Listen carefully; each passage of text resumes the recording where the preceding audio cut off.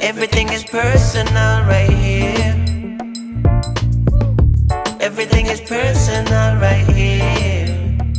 Ladies and gentlemen, boys and girls, welcome to another episode of Everything is Personal. And today our guest is Sean McNabb. How you doing, man? How you doing, Len? Thanks for having me today. Appreciate it. Man, I appreciate you being on. So I want to kind of set the tone. I want to kind of pick your brain a little bit. Take me back to the 10-year-old Sean watching Tommy. And what was that kid feeling that you're still kind of chasing today? Well, my mom, first of all, dropped me off at a matinee of the movie Tommy, which was pretty, Well, what's a 10-year-old doing going to see Tommy, man? pretty crazy for a mom to do, but God bless her. And she did. And, it's a very avant-garde movie, so I really didn't understand a lot of that. But what I did understand is that the music of The Who and everything completely grabbed me. And, Tina Turner, The Who, and all these, great artists just completely grabbed me. And, there was Anne Margaret too. But I left the theater that day going, wow, something happened. And, I think this is what I want to do. And I was off and running, Do you remember the moment that like music wasn't just something you enjoyed, but this is the thing that, you said, this is what I have to do? Yeah. And that was one of the catalysts for sure, was that day. And it was John Entwistle that really, I gravitated towards. Wow, what's that instrument with the big sound? And, he was so important to our instrument to really bring that to the forefront. And, one of the pioneers of that, where it didn't just have to be the guy standing in back. It was really what was driving and moving those songs along. And I caught that at a very early age and was like, whoa, okay. Yeah, bass. So I want to go through your origin story a little bit. Where did you grow up? I'm a Midwesterner. I grew up in Indiana, Bloomington, Indiana. We did move around a lot because my stepfather would go on sabbatical at different universities. So it was like Michigan, Indiana, Maryland, Berkeley, California. So we moved a lot for like 2 years, and then we'd come back to Bloomington because he was a professor there at Indiana University, number 2 in the nation in football, Indiana University. Yeah. Speaking of that, my daughter goes to Berkeley, and Fernando, the quarterback, transferred from Cal. So so there you go. Well, we have to brag about Indiana being number 2 in the nation because it's never happened before since like 1969. Yeah. And we've been good in basketball, but we got a heck of a football program the last couple of years. Oh yeah. And Fernando is the man. Yeah, he is. Yeah, he's a really, really smart kid too. So I've heard that, and I get that. Yes. All right, so going back, do you have siblings? I do. I have an older brother who, he was instrumental in me getting into music too. He was a drummer, and in the jazz band. So I, gravitated towards that rhythm thing, and I started in choir super young, first, second, third grade, and started singing then. And then I picked up the cornet, which is basically a trumpet. Yeah. And I never really could get a sound on that, so I kind of switched to drums a little bit, and then bass took over at, 11 there, 10, 11. Yeah. Did you play with your brother? A little bit. Yes. And, he was we were athletes too. So he was a much better athlete. So he ended up kind of letting the music thing go and went on to play football and baseball and got a scholarship at IU and, got a good education there. So besides, so when you realized you wanted to do this for a living at some point, like this is what you wanted to do for your life, you were still doing other things, but were you going to school for music? Were you like studying music in any way during that time? Absolutely. I mean, I always say I came from the school of hard knocks, and I always played with guys that were better than me. And there were so many guys that were better than me, but maybe never had the drive to stay with it or had the drive to get out of Indiana and go for it. But that being said, I also, I took some classes at Indiana University, which has a great music school there. I worked in the audio department a couple of summers, and was around a lot of really great people. And there's a great jazz school there. Like Kenny Aronoff came out of there. A ton of great musicians came out of that jazz department, Dave Baker's jazz department. But I took some keyboard classes, and I never got a degree there, which is I wish I would have. That degree would have served me well. But I was into rock and roll, and you know, Yeah, you were having a good time. So yeah. when you were a kid in Indiana, did you have a vision of like this is what Los Angeles will be, and this what were you gravitating towards going to LA? That came a little bit later. I think, I mean, check this out. My first amp was my parents' stereo. And I don't know if you know this, but if you plug into the tape deck and press record and pause, it gives you a hot, you can put an input and plug a guitar in there. And that was like my first amp. Yeah. And I think I eventually blew their speakers and they weren't too happy about that.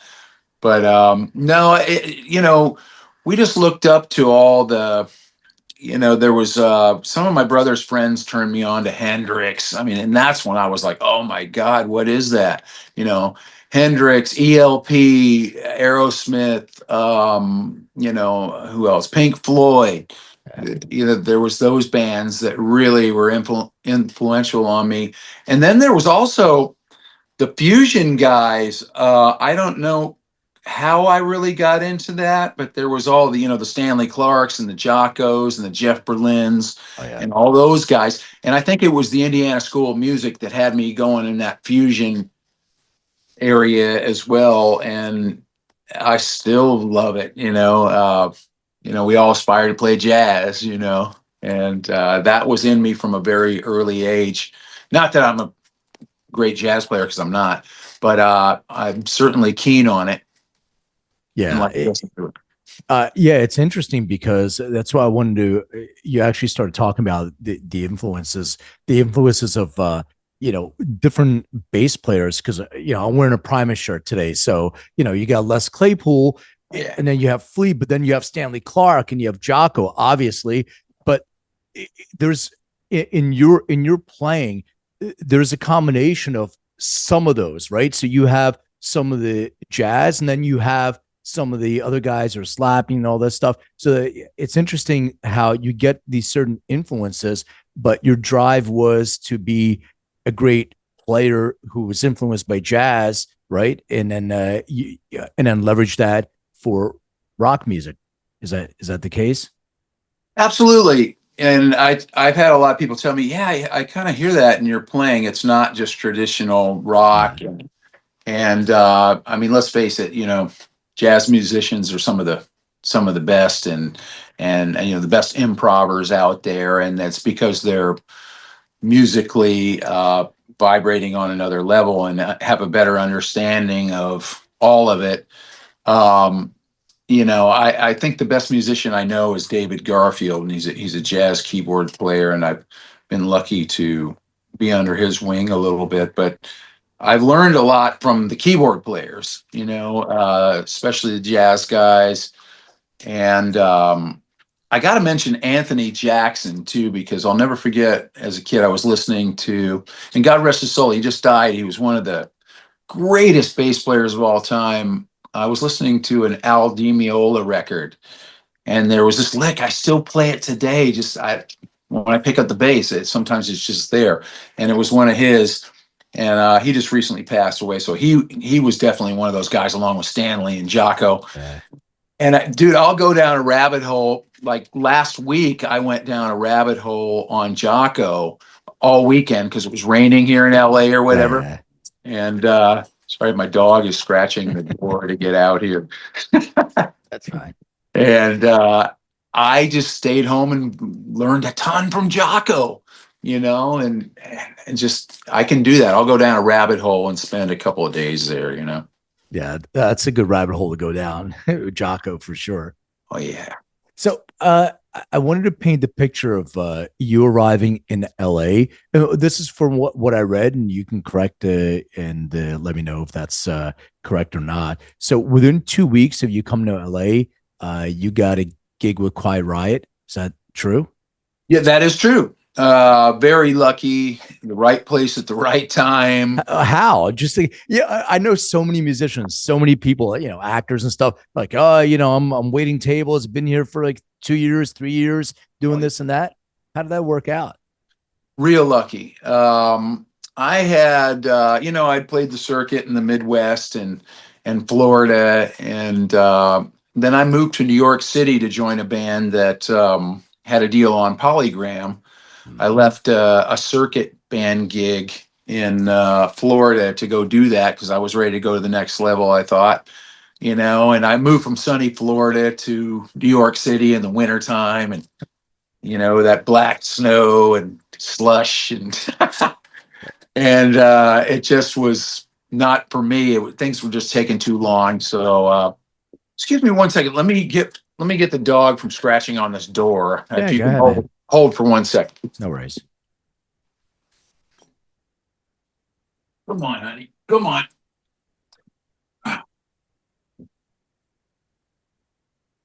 Oh, so cute. Yeah, mine. I just lost mine 2 months ago. So yeah, Oh, it's yeah. tough. I'm so sorry, and they're like our children. I've been through that too. I get that. It's the worst, man. Oh. It was the best dog. She was like my 9th dog, I think, but the best dog that I've ever had. She was the coolest. But you Yep. know, that's So sorry, man. yeah. They're here for, a short time, but they give you such unconditional love. You can't get it anywhere else. They do. That they do. So you were saying, and then when you joined Quiet, all right. So tell the story about the Quiet Riot because I cut you off. Yeah, so I had left New York and I went back home for a little bit and joined a kind of circuit band there. And then a friend of mine goes, "Hey, I'm moving to LA." It was a girl that I knew from Louisville, Kentucky, and she goes, "If you follow me out in my U-Haul, you can stay on my couch for a couple of months," and we called that the Hollywood Couch Tour, which it ended up to be, but I knew that I had to leave Indiana and go for it if I really wanted a shot. And that goes back to, there were so many guys that were better than me that just didn't have the drive, or, got their girlfriend pregnant and settled down or whatever it was. And I decided that I had to do that, and it really was a God thing. It all lined up. And within 2 weeks, a friend took me to the Cat House. I met Frankie Benelli. Yeah. God rest his soul. He gave me my start. He's like, "Hey, we're looking for a bass player. Why don't you come over tomorrow?" And I ended up going over there, driving to the Valley and recording a couple of songs with them that they already had, down on, I don't know, some old recording setup. Yeah. And I cut the tracks, and then they go, "Can you wait outside for a little bit?" So I go outside for 5-10 minutes, and they call me back in. They go, "You're the new bass player in Quiet Riot. Congratulations." And I just remember driving back over Laurel Canyon and like screaming out the window, it's just being just on cloud nine. And I didn't know anything about the business. If I got any greener about the business, you could smoke me, and but I was off and running, and I'm very lucky that that's led to a pretty long and successful career for me, that led to a lot of other gigs, and that was the opening for me. So this was the iteration of Quiet Riot without Kevin DeBro and you and no Rudy either, obviously, because you're taking over. So what was the gigging? Because Quiet Riot was a huge band, and then there was fighting. I don't know. You probably know better than me. There was a lot of infighting from what I read, and Kevin left, and Rudy left, and it was with Ozzy, all this stuff. But I don't know what the touring was like, because now they were doing stadiums, but what was the touring like and being on stage with them? Well, the first gig I did with them was a huge gig in Japan, and it was just a few weeks later. We rehearsed right down by the Guitar Center there, right to the left of it. There was a spot there. I think that Niji Management, which was Wendy Dio and Ronnie Dio, I think it was their spot. But we rehearsed there. It was Paul Shortino. Kevin was out of the band for whatever reason. I don't know. But so our first gig was Japan Aid 2, which dig this. And I love this because Bills used to be like this. They weren't just one genre. They were, it was Dio, Quiet Riot, James Brown, George Duke, Irene Cara, this Russian band named Gorky Park. Yeah. I mean, just all this, different kind of music. And that is really cool that Bills used to be like that, And it was a big gig, and it's out there. I see it every once in a while on YouTube. I think there was a DVD from it, and it's out there. But that was my first gig with them on stage, and that led to an album that we did that didn't really have the success that the bigger albums did and sold millions or anything, but it was highly respected, I think, because it was a different sound for the band. And I still get tons of people coming up with that record and telling me how much they loved it, and that the sound was different and they really appreciated it. So yeah, it's very cool. I definitely agreed that the sound is different, but yep. I thought it was a really cool sound. How did it feel? Like, I'm just trying to get the visual, because look, lots of kids, growing up, I want to be a rock star, right? I want to be on stage, perform in front of, millions of people or thousands of people. You go from Indiana and you're on stage, this big stage with all these bands, and you're on there performing them, and you have this exchange of energy. How does that feel? Well, I had a lot of experience on stage, because I played the clubs for years and years, and I felt really comfortable on stage. Also through my theater experience, and I was never afraid of the stage, and people still ask me, do you get nervous and stuff? And I really don't. I think I'm lucky. I know some of the biggest rock stars ever that are terrified until they get out there and get a few songs under their belts, But I was lucky. Your pulse might raise a little bit, but that just lets you know you're alive. But I never look at it as nervousness. I look at it as just that kind of buzz that you're getting ready to Excited. that. And I was lucky, I had played so many clubs and just kind of cut our teeth on that, and so many different kinds of music, from rock to top 40 to this and that. We played so many different things that it just kind of became part of my DNA, and sometimes something else takes over, and that's my favorite part of it. Is there was a quote by Narada Michael Walden. I don't know if you know who that is, but highly respected, gifted musician and producer and everything. But he would always, he had these great quotes, and he said, if you think, you sink, but if you cry, you fly. And that stuck with me, man. And I was just like, yeah, cool. So sometimes I'll play something and I'm like, I don't know where it came from. It just came, Are you familiar with flow state? I'm not sure. No, I don't think so. So I took a class by a guy named Stephen Kotler, and he wrote a book about this. Also, another book with Peter Diamandis, and they talk about flow state. So flow state, like if you're watching basketball or somebody's on fire, they're shooting baskets, and they're like, it looks like a swimming pool, I can't miss. So they actually did the research for the neurochemistry behind that. So every one of your neurochemicals is firing at the exact amount that's necessary. So it's sort of outer body, but in body, and it's flowing through you like an antenna, and it's flowing through you, and you're sort of just going through that, but you're in excellence and you're not thinking, you're just being in that space. That's flow state. Yeah. And dude, I've heard some of the race car drivers talk about this, some of my friends that drive the Indy cars.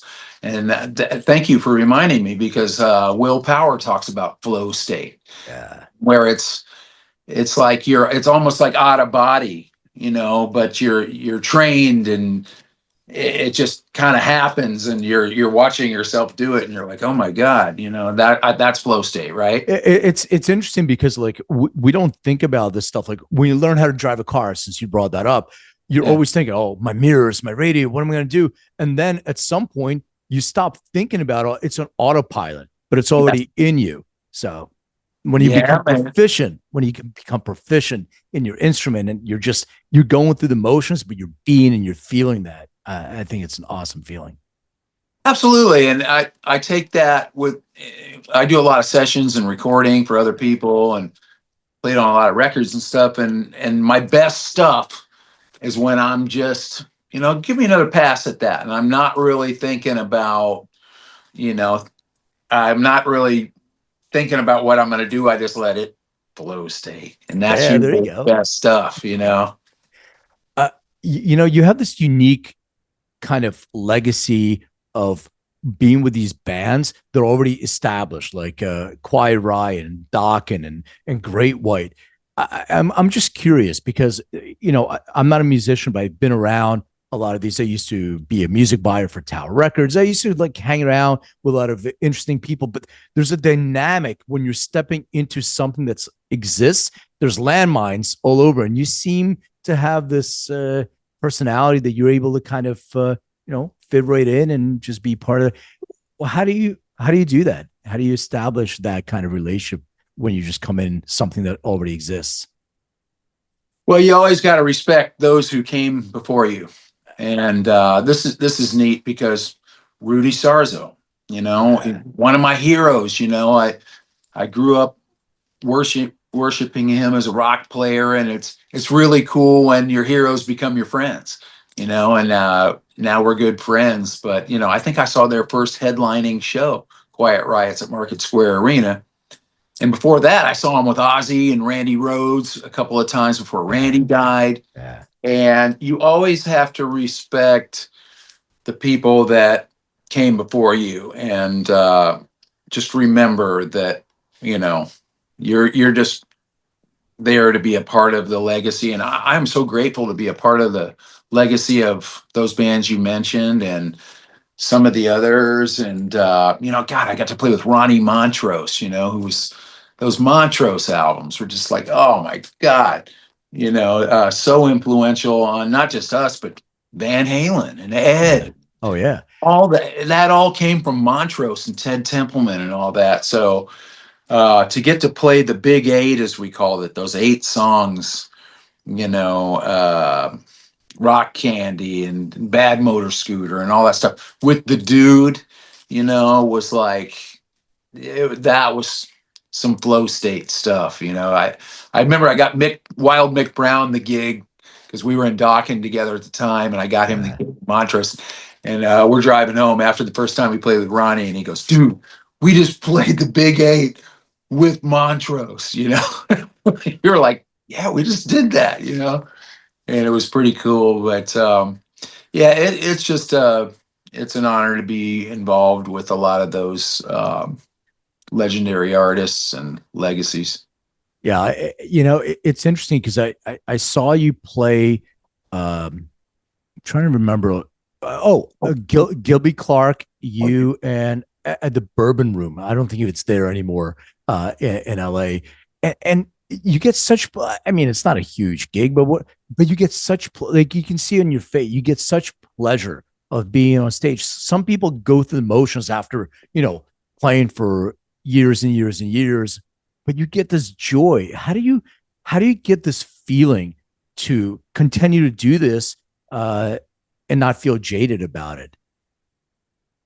Well, my opinion is you're a lifer or you're not. Yeah. And I always want to keep that same love. Like when I walked out of that theater that day, going, I want to do this. I always want it to be like that. And in the real world, yeah, sometimes it's work. And it's not so much the playing; it might be the travel.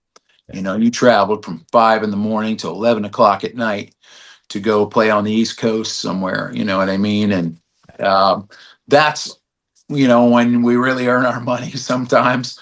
But the playing is, if you're playing with good musicians, like you're talking about the Bourbon Room, Yeah. probably got to play with Kenny Aronoff, Yeah. Yeah. Yeah. Teddy Zigzag, Gilby Clarke, Mike Mangan. I'm not sure who was playing that night, but when you're playing with good people, it elevates you. Kenny Aronoff sits down behind that drum set, it elevates the whole thing, man. And when people are listening and musicians are good and vibing together, there's nothing like it, and it's the greatest high you could ever imagine. And when it goes places you never thought it could, just by the magic of the vibe and maybe the Yeah. flow. It's that. It's that. It's the energetic connection that Yeah. kind of flows through everybody. So I wanted to ask you about acting, the creative life. What pulled you towards acting? I think you were doing that from an early age too, right? Yeah, I was always involved in the theater and drama classes in my church and some other stuff, and it always felt real natural to me. Let's see, when so music took over, and, for a very, very long time, and I always say I survived the '80s, but when I got sober at 39, and that was, the wheels kind of fell off of it. We partied hard. We survived the '80s, man, and we did everything, and it worked for a very long time Yeah. until it didn't. Yeah. And then at 39, I got sober and started getting sober and decided, hey, there's other things besides music that I'm passionate about, and acting was number one on the list, and I wanted to revisit that. So I started studying. I've studied with a bunch of different teachers, and started reading plays and getting back into it, and started pursuing that again along with my music career, Mhm. just because it was another creative outlet for me to do that, and something I enjoy. What was the first like acting gig that you got? Like, not a commercial or anything like that, but actually like being on set, and all that. You remember? That's a good question. I know that I did a few commercials and got Taft-Hartley'd into the union, Got it. which was you needed a few vouchers to get your SAG card. Got it. And then all of a sudden one day I got Taft-Hartley'd and got into the union. And I know there were some short films I did in the beginning. You got to build your reel. But to me, where I really got on a real set and learned how to be on a real set was Sons of Anarchy. Was very instrumental in that. And I learned so much, from that cast and those producers, and watching how a TV set worked. And, I watched some of the greatest actors and writers and producers in the world. So I was very, very lucky to kind of just soak all that in. Did you And have to audition for that? no, I don't know how that happened, but I kind of ended up just, the show was about 8 people, and everybody else was just around. So everybody else was kind of a glorified extra, which I was. Yeah. And I never really got a real part on that show, but I was around a lot. Maybe 16, 17, 18 episodes. I was around season 4 through 6. Yeah. And, they started sitting me at the table and everything. And every day I'd come to work and I'm like, today's the day that they're going to write me in or a storyline, and, for one reason or another, that never happened. But I learned so much there. I'm so grateful for them. And that led into me going over to the Mayans and being a stunt man over there. And, it led to a lot of other parts where I did get nice parts. And, Tell me about stunt. Like you mentioned stunt, like, do you have to actually go and take like classes to figure, so you can fall properly and stuff? You do. I learned I was studying Kempo karate at the time. So it got me into the whole fight choreography thing. And so I understood that. And, the gun. So I don't do everything. I do like motorcycles, bikes, cars, guns, that stuff, the things that I could handle. I don't do high falls or any of that stuff. And I have so much respect for those people, and I'm getting a little older too. So the stunt thing, it probably has slowed down a little bit, that's a young man's game. Yeah. But, it was the things that I was comfortable with. And, that's an art in itself, and those stuntmen and women are just some total badasses. Do you like the Sons of Anarchy theme song? Absolutely. Dave, sort of a friend, Dave Kushner. He was on my on the show before, so I, in case he's listening, I just wanted to make sure that he knows. Dave's the man. Dave's the man, and the music director, his name Bob. Yeah. Bob, God, oh man, that's killing me right now. But Bob was the man. He was the musical director on the show and just brought that thing home so well, There's a thread. There's a creative thread between music and acting. I'm curious if acting taught you more about maybe vulnerability than music did, and then if you can take that and apply that to music going forward, is there a connection between the two? I think there's an absolute connection between the two. I used to try to separate them, and then I'm like, what, there's too many parallels to try to separate this, and why, music may be more performative. It's still coming from the gut, and acting is, I don't like actors that perform. I like actors that are just in the moment. They know the story. They're facilitating that and they're reacting to what's happening in the moment. You know what I mean? Those are the best actors. This all led to, we wrote a feature film called Road to Terzetto, which we wrote and produced and starred in, and it's on Apple and Amazon and all that stuff. And that's our baby. It's out there.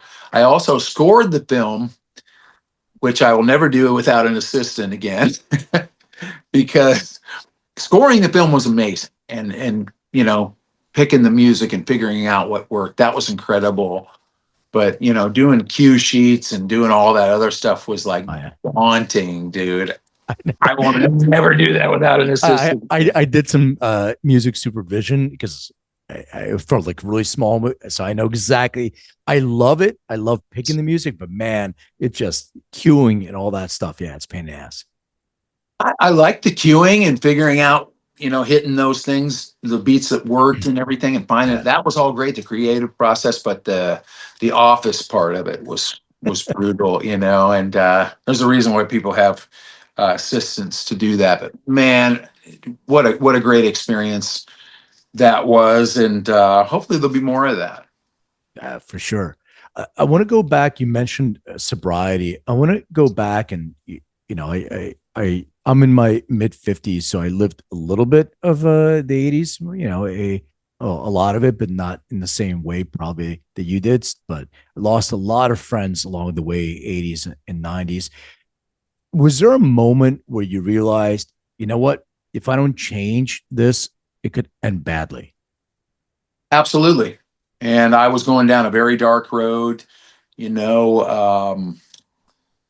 I'm not going to go into all of it, but we did everything, and alcohol and cocaine and pills to come down, and that gets to be a snowball that runs downhill and gets out of control. And I credit my daughter and now my grandson with that was the whole reason I wanted to get sober, is because I didn't have a good relationship with my daughter, and that was starting to hurt real bad.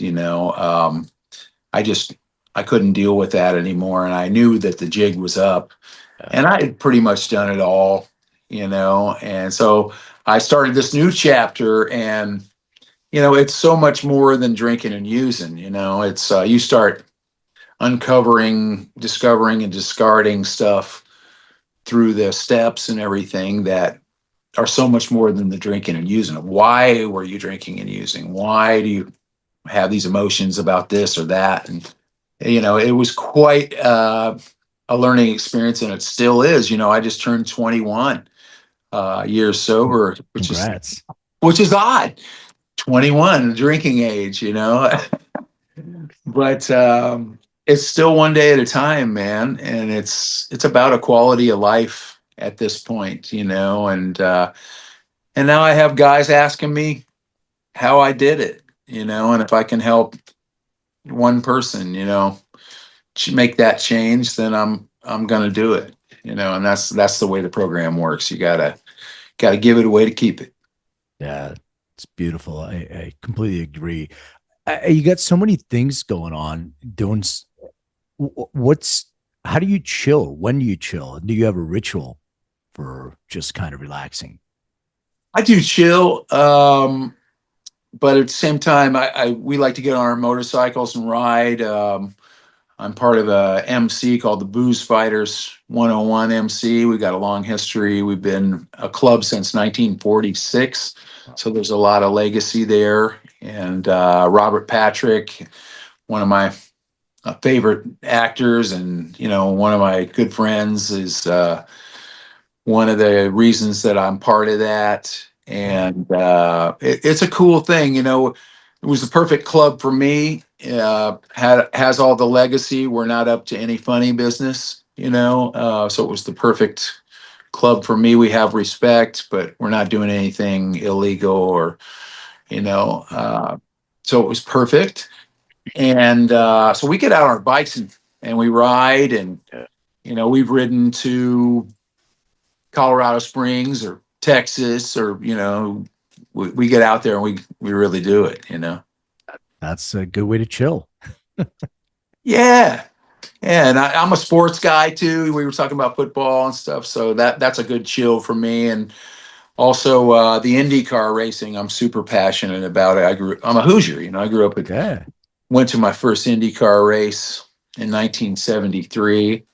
So I've been around that a long time. Yeah. If you've never been to the Indy 500, Len, you have got to go, bro. No, I gotta go. Yeah, for sure. No, I never been. I'm a sports guy too, but it's football season now. I know I'm from Philly, so I'm an Eagles fan. Right on. Across the board. So I'm like, when it's football season, we're focused on football. After that, we'll go look at other sports. That's my number one.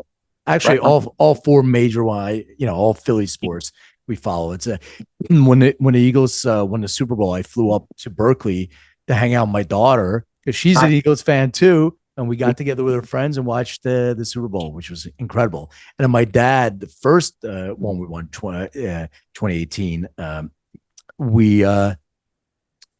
my dad, my daughter, everybody was crying. It's our first Super Bowls. Didn't they win it last year? Yeah. Last year we flew up to Berkeley and watched it together. So it was cool. How are they this year? 8 and 4. It's sort of Good. it's doing okay, but And you know, the ship there's some issues, but it's all right. We'll right the ship. We'll be fine. yeah. Oh yeah. They'll be good. They'll be around at the end, probably. I hope so. Yeah. I want to ask you, your wife, you and your wife do a lot of charitable things as well. You're around the community a lot. What is that giving back? What does that do for you? And then how do you continue to? You kind of said it, like you need to, you know, give it away to. What was the phrase they used? I forgot. You got to give it away to keep it. To keep it, yeah, exactly. So, what is this? What are the things that you're interested in supporting, and you know, how do people get involved with some things that you and your wife are doing? Well, she really got me into a lot of that, and it was a great way for us to, she works all week, so it was a great way for us to get out and do stuff together on weekends and help some people out, and she's well known from the Wednesday's Child adoption thing where they've placed, a lot of inner city kids and Yeah, forever homes and, just really done some great work there and continues to do.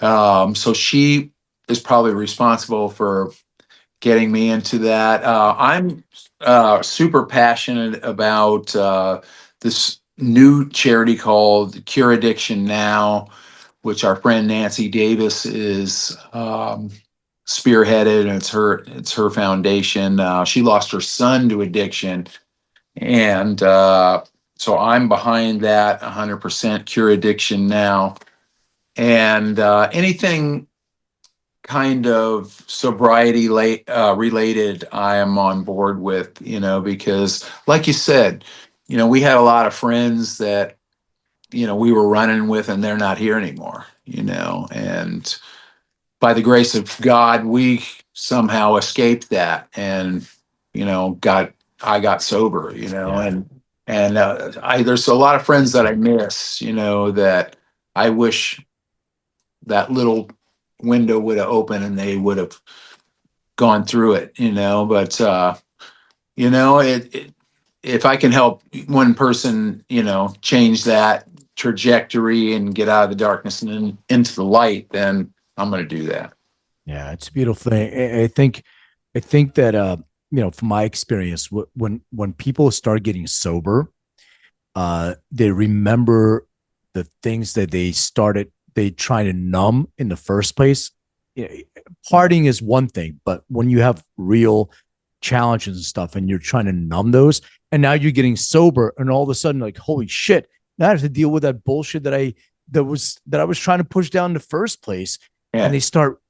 they go back. And it's the going back that's where I started losing people for the most part. It's that, going back to that dose that they did when they stopped, because they try to quiet out the noise. So like, you need to be able to actually, from my opinion, talk to somebody as well and try to figure out why you're trying to numb that and deal with things that you're trying to numb first. Yeah. It takes a lot of courage, and to dig deep like that. And I think if you do it right, you come out the other side of that and you kind of uncovered it and ripped the Band-Aid off and discarded it, and you can move on, hopefully, whether that be through an amends or whatever it was necessary. You dug deep, and if there was trauma, you worked through that, and they say uncover, discover, and discard it, and then you can move forward, and that's what the steps are, and a sponsor is really helpful with. A lot of sponsors will be like, that's not that bad, I did that, and you think it's like the worst thing in the world, and it's just between you and your sponsor, and you got to have somebody that you trust like that, and I've had that, so I'm really lucky. I want to go back to something you said, because I want, even maybe you have this conversation with young musicians that approach you as well. There are so many incredible musicians, but there's a thing like you called it luck and all that stuff. Maybe I think you create your own luck in a way. You just have to be ready for the opportunity when the door opens, that you're prepared to walk through and you recognize it, that it's there. But I think there's a certain thing that you said about drive and resilience. And I think too many people sort of give up before they have that opportunity to succeed. So when young musicians or, young people who want to get in the industry, acting, music, both, when they approach you and they ask you for, what do I do? What's the advice do you give them? Well, I think what I see, at 60 is that a lot of people, they just want to be famous, and it's not, I didn't do this because I wanted to be famous. I do it because I love it, and I tell young guys that and girls, you got to do this because you love it and you can't live without it. I see a lot of, it's our culture in a lot of ways. People just want to be famous, but they really don't want to do the work to do it. And, we've worked our asses off. Back when we were learning, we picked up the needle on the record and put it back a million times. You know what I mean? To learn that, whatever it was, yes part from Chris Squire or whatever, Rush or whatever it was. And what that did for us was develop our ear, and now people learn stuff off YouTube, and it sometimes it's a really helpful and great tool. But there's something about that old school thing. We spent hours and hours in our rooms putting that needle back or practicing or learning from somebody that was way better than us. And man, I made every mistake, every mistake. I was always hard-headed like that. I learned everything the hard way. But there's something about that, that you have to you got to learn stuff the hard way sometimes. Or if it's too easy, maybe you didn't work hard enough. Yeah, I agree with you. It's the work, and I look at the young people these days, and are like, yeah, but look at this person, he made or she made all this money on TikTok or YouTube, and they didn't do anything. I'm like, they may have made 1,000 videos and worked their ass off before they had one. All you see is the success that you're seeing now, but you don't see the work that goes into it. It's what I'm trying to inspire, my daughter, her friends, etc. But it's not hard work. I don't think there's any shortcut. There isn't. And I was here this morning. I put an hour in, after breakfast with the coffee, because we're both coffee guys. And that's something, I drink a lot of coffee. You were talking about seeing me at Starbucks. I should have bought stock. But anyway, this morning I was working on, the Trans-Siberian Orchestra stuff, because there's an East and a West company, and I got to know both of those. You know what I mean? So I was looking at 2 different links of 2 different shows and the subtleties and the differences between those two, and putting in the work, man, because if the phone rings, I got to be ready. Exactly.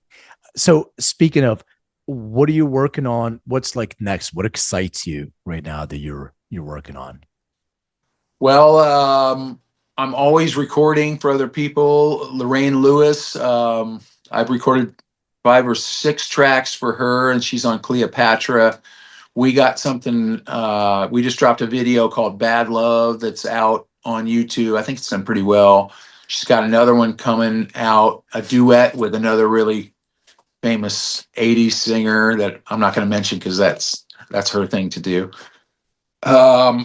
Gilby, my friend Gilby Clarke, we're going to go out and do some gigs with Glenn Hughes in the new year.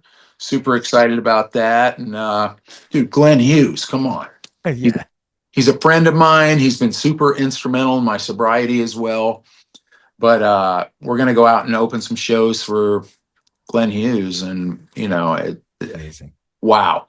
What else? Like I said, I'm the backup guy in the TSO, so I'm on call, and super excited to be. I've been that guy for 5 years. I've been around the organization for 7 now, and it's just I'm so lucky to be a part of that massive machine and production. And if you haven't seen it, this year's show is absolutely off the chain. Amazing. Yeah. Cool.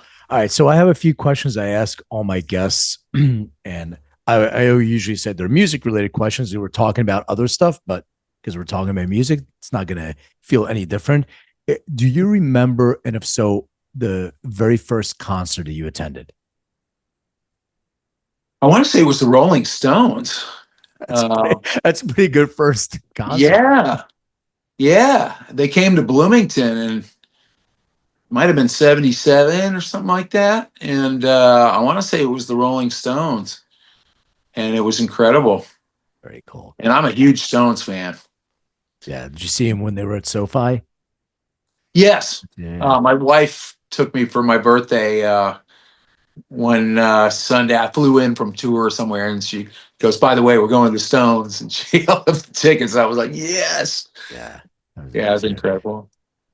What was the last concert you attended? It was a TSO last Saturday night in Anaheim. Got it. A banger, man. A banger. Just unbelievable. This is a tough one. Let's see.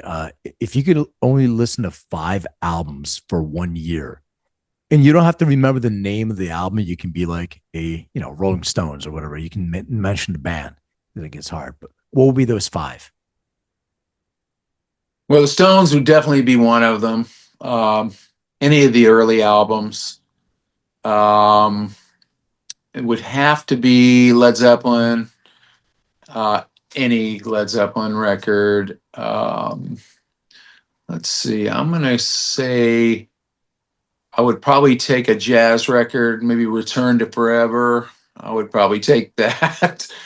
I've been down this Kansas rabbit hole, and they were super influential on me as a kid. And I've been down this rabbit hole and listening to all their stuff again and just going, man, that band was next level, next level. So I'd probably take that. What else? How many is that? 3, 4? 4. 4.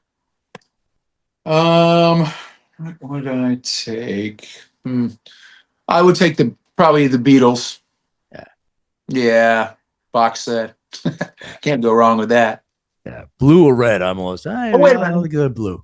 I can't forget about the Who. It's the whole reason I play. What am I saying? I would take the Who box set. I saw the Who this last show at the Hollywood Bowl. Yeah, the Bowl. One of the greatest concerts I've ever seen in my entire life, and I've seen a lot of them. And I got to say, Roger Daltrey was absolutely on fire that night. So was the band, and it was just, man, I cried like a couple of times because, like I said, that was the band that really opened the door for me. Yeah, he still sounds incredible. It's wow. My jaw was on the floor. I was like, "Are you kidding me?" Yeah. He hit everything. Just blown away. All right. So, final question for you. Please describe what your room looked like when you were growing up. A mess. Yeah, I wasn't. Everything was everywhere. Albums all over the place. Bases. Yeah, it was a wreck. My mom always had to be on me to clean the room, and it didn't happen enough. But a lot of music, a lot of posters. Any memorable posters, visuals on the walls? Oh yeah. Yeah. I think I had Kiss posters. I would have had Aerosmith and the other stuff, but there was more Kiss posters probably available. They were bigger on the merchandising. I want to ask you, I didn't think about this, but have you played with Gene or Paul in any of these gigs? Because there's so many gigs like Music Cares, and there's a bunch of these gigs all over the city, and Gene plays them once in a while. Have you ever got a chance to play with them? Yes, we're friends. I was friends with Gene and Paul through my time with House of Lords. Right. That's right. I think they were on Moneybags Records, but they sang on our record, and they're both great guys. But recently, we just did the Love Ride, and Gene was the headliner. He headlined the Love Ride, which is back, by the way, and awesome. We're already planning for next year, but yeah, they were very influential on me too. Uh, and they're great guys, you know. And my wife's interviewed Gene a lot, and I always Yeah. go along, and he always remembers my name, and you know, he's just that guy, you know. He's like he's a legend, you know.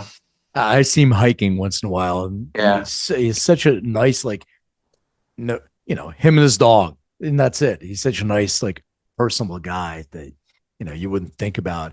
These some of these rock stars, like, oh, have security with me or this and that. Nah, he's just a guy. It's great. and he does a lot for veterans too, and I really respect that. And Paul's the same. Yeah, He's down to earth and cool, you know. yeah. I saw him in the Whole Foods a couple of times. Said hello, and he was really nice also. But I went to see. It's interesting. I went to see Paul do that Motown review thing. Yeah. Man, Right? fucking amazing, man. I couldn't believe it. He's like, he sounds great. And it was great. Yeah. Dude, I got to tell you a really quick story once. One, I was playing with Lynch, uh, one great rock guitar player. And um, the phone rang one day, and it's like, Sean, it's Paul Stanley. And I'm like, yeah, yeah, right. And no, he goes, yeah, it's really Paul. And I realized it was. And he goes, hey, I'm doing a gig, and I'd like you to play with us. It was the coming weekend, and I had a weekend booked already on the books, and I had to say no. A lot of guys would have dropped everything, and but I honored my commitment. And looking back, maybe I shouldn't have, but I Hey, had man. to turn him down. And I think he respected it, but that was a drag. Well, maybe Paul will listen to this episode and Sean is available. So pick up the phone, give a call Oh man, he's the best, and that Motown thing that he does is so cool. for sure. Sean, where can people, find out more about you, what you're doing, engage with you, charity, anything else you want to share? I'm easy to find at Sean McNabb Official on Instagram. I'm on Facebook. I'm very easy to find, and I like to, connect with people and talk about the business and stuff like that, or whatever they want to talk about. For sure. And for my audience, thank you so much for listening. Don't forget to like, subscribe, and share. Thank you for buying my book. There's 2 new ones that are coming out, so just stay tuned for that. Thank you for all the wonderful reviews and the not so wonderful reviews. They're great too, man. I learned from those experiences, so keep everything coming. But I just want to thank you so much for doing this. It's been a pleasure and an honor. I love seeing you around. I'll come up and say hello next time I see you at Starbucks. Yes, let's do that. Let's get a coffee as well. And Let's do it, it man. was a really easy hang and a really easy interview. So thank you, Len, for making it so chill and cool. Appreciate you, man. Okay, brother. Thanks. Hey, everyone. So, does anybody know what greening out means? I've been the recipient of so many calls over the years of people greening out. That means they took too much THC and had an adverse reaction. So I always recommend other things, but nothing really concrete. Now I can. There's a solution. It is called Antidose. Antidose.com is quick, it's rapid, it works immediately, safe, and effective. So I love my props. If you are toasty or you are burnt, that's the difference. Now, I also love the 1 gummy, 2 gummy, 3 gummy floor. So just be aware very narrow therapeutic window. You know exactly what you can take now if you've taken too much.